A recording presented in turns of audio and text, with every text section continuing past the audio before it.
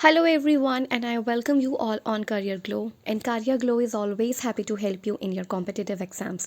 So as you already know that कि हम लोग का मैथ्स पेडागोजी चल रहा था, पर आज जो हम टॉपिक पढ़ने वाले हैं वो सभी पेडागोजीज के लिए इम्पॉर्टेंट है. Let's say for example it's a common topic for all pedagogy. Okay, तो ये मैथ्स के लिए भी, इंग्लिश के लिए भी, ईवीएस के लिए भी, हिंदी के लिए भी और एसएसटी के लिए भी, और जितनी भी पेडागोजीज हैं जैसे साइंस वगैरह, सब में ये टॉपिक कॉमन होगा. इवन हमने इससे पहले इंडक्टिव एंड डिडक्टिव रीजनिंग भी किया था, या इंडक्टिव डिडक्टिव मेथड भी किया था बच्चों को पढ़ाने का. वो भी कॉमन टॉपिक है सभी बच्चों के लिए, सभी पेडागोजीज़ के लिए. तो आज हम पढ़ने वाले हैं एनालिटिकल एंड सिंथेसाइज मेथड, क्योंकि हम अलग अलग तरीक़ों का इस्तेमाल करके बच्चों को चीज़ें समझाते हैं. तो ये जो मेथड है एनालिटिकल एंड सिंथेसाइज मेथड, ये चाइल्ड सेंटर्ड मेथड है. पहली बात, मतलब बच्चों, मतलब बाल केंद्रित है, यानी कि बच्चा इसमें सेंटर में होगा और उसके आसपास सारी, उसके इर्द गिर्द सारी एक्टिविटीज़ होंगी. तो आज जो हम टॉपिक पढ़ने वाले हैं वो है एनालिटिकल, जिसको हम हिंदी में विश्लेषण विधि कहते हैं. ठीक है, अब एक एक करके इसको समझते हैं. एनालिटिकल का मतलब होता है एनालाइज करना. इसमें क्या होता है, होल टू पार्ट जाते हैं. मान लीजिए कि मैंने आपको पिछली क्लास में, मतलब इंडक्टिव एंड डिडक्टिव मेथड में आपको मैंने ग्रेविटी का एग्जांपल दिया था. तो अगर मैं बच्चों को सीधा ये समझा दूं कि ग्रेविटी एक एक चीज़ होती है जो अर्थ के अंदर होती है और वो अट्रैक्ट करके रखती है सभी चीज़ों को, मतलब होल्ड करके रखती है हम लोगों को, तो ये होल है. मतलब ये एक तरीके से देखा जाए तो उनके लिए एक बहुत नई चीज़ है, ये होल चीज़ है. अब आप इसको कैसे समझाओगे? हमें ग्रेविटी वाला टॉपिक पढ़ाना है तो हम इसे कैसे समझाएंगे? हम इसे पार्ट्स में समझाएंगे. पहले हम बच्चों को एग्जाम्पल देंगे, छोटी छोटी चीज़ों का एग्जाम्पल देंगे, फिर कुछ चीज़ें लिखवाएंगे, रूल्स लिखवाएंगे, उसके बाद उन पार्ट्स को ज्वाइन कर देंगे. तब जाके एक होल पिक्चर उनके सामने बन जाएगी उस पर्टिकुलर टॉपिक की.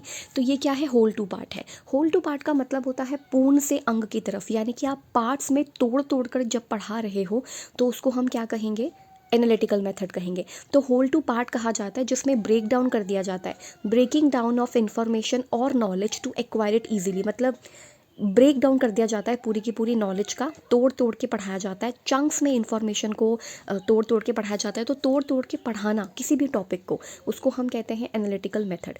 तो जब आप किसी भी इन्फॉर्मेशन को तोड़ तोड़ के पढ़ाने की कोशिश करो बच्चों को, तो उसे हम कहेंगे होल टू पार्ट, जिसमें हम एक टॉपिक को पढ़ाने के लिए उसे ब्रेक डाउन कर देते हैं, सो दैट अगर आप छोटे छोटे पीसेज में उसको ब्रेक डाउन करके समझाओगे तो बच्चे को और अच्छे से समझ आएगा.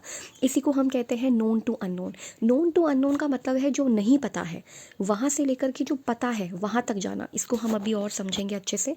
इसका मतलब है कि पहले आपने किसी भी टॉपिक को, ठीक है, किसी भी टॉपिक को आपने पहले पार्ट्स में डिवाइड कर लिया. जैसे ये पार्ट 1 हो गया, फिर उसके बाद ये पार्ट 2 हो गया, फिर ये पार्ट 3 हो गया, फिर ये पार्ट 4 हो गया. ऐसे आपने एक टॉपिक को छोटे छोटे पीसेस में डिवाइड कर लिया.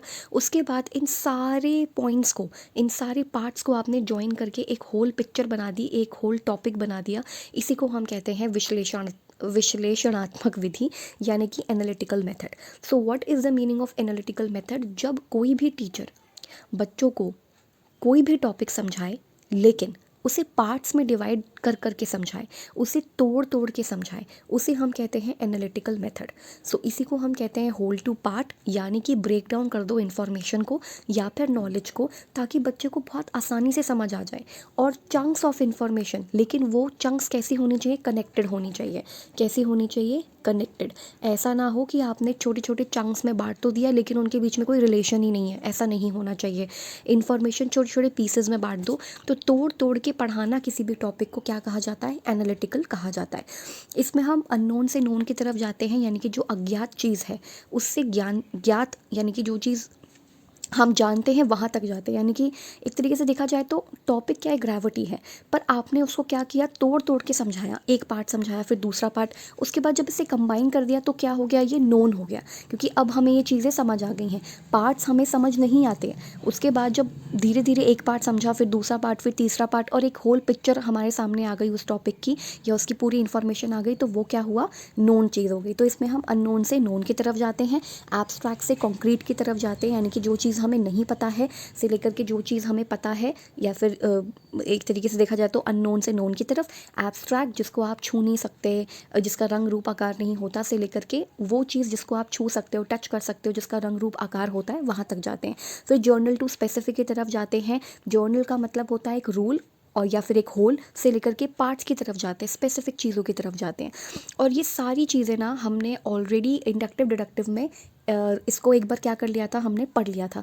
तो आप क्या करो ना, अगर आपको ये वाले में थोड़ी दिक्कत आ रही है कि ये क्या है, ये अननोन टू नोन क्या है, ये एब्स्ट्रैक्ट टू कॉन्क्रीट क्या है, ये जर्नल टू स्पेसिफिक क्या है, अगर ये वर्ड्स कुछ ज़्यादा ही नए लग रहे हैं तो आप एक काम करो, आप इंडक्टिव एंड डिडक्टिव वीडियो देखो, इंडक्टिव एंड डिडक्टिव मेथड की वीडियो देखो, वो उससे आपको काफ़ी क्लैरिटी आएगी, ठीक है, उससे आपको ये सारी चीज़ें समझ आएंगी।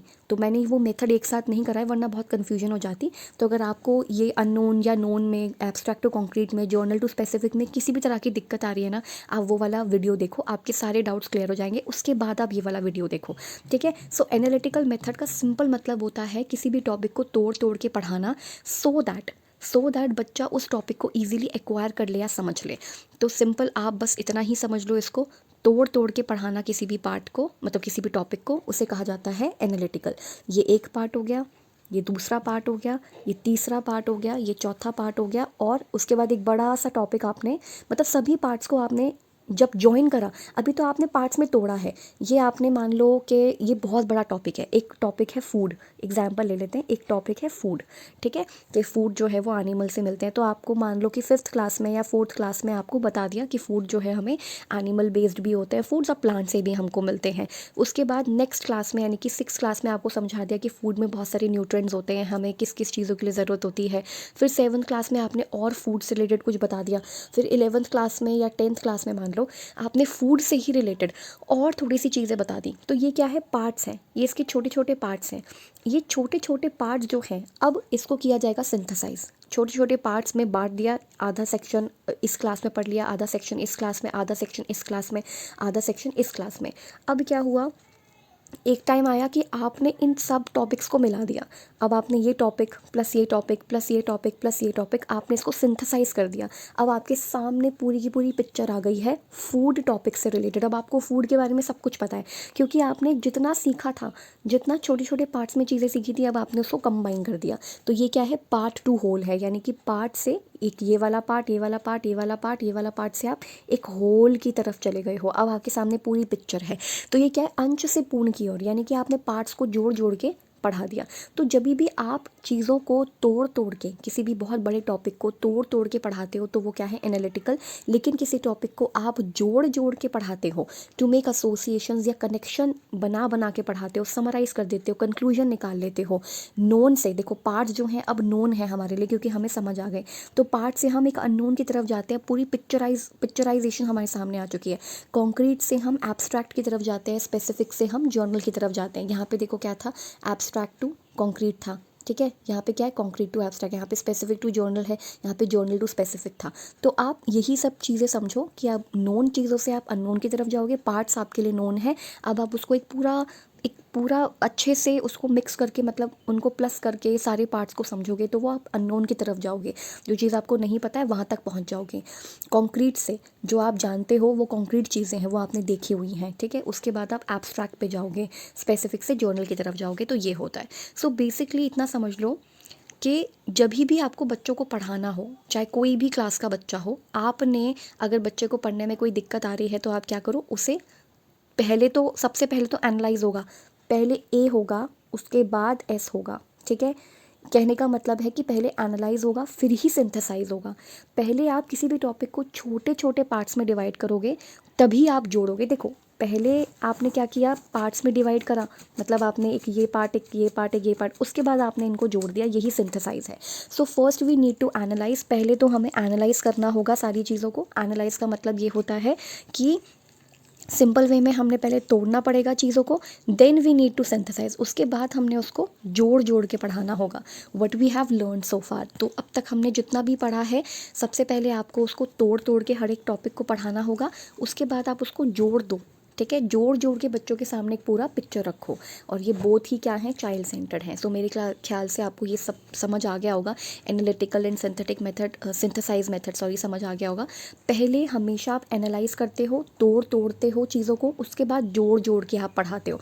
तो आपने जैसे फर्स्ट क्लास में फूड टॉपिक पढ़ाया टीचर ने, फिर थर्ड क्लास में भी एक फूड टॉपिक पढ़ाया, फिर सिक्स्थ क्लास में भी मान लो एक फूड टॉपिक पढ़ाया। अब 10th क्लास में लास्ट है टॉपिक फूड, जो कि साइंस में या ईवीएस में जो भी आप पढ़ लोगे, ये आपने ईवीएस में पढ़ा है, ये भी आपने ईवीएस में पढ़ा है, ये आपने साइंस में पढ़ा, मतलब ये भी आपने साइंस में पढ़ा। तो अब क्या है, 10th जो आपका 10th होगी उसमें जो ये फूड टॉपिक होगा ना, वो इन सभी को क्या कर देगा, रिवाइज कर देगा।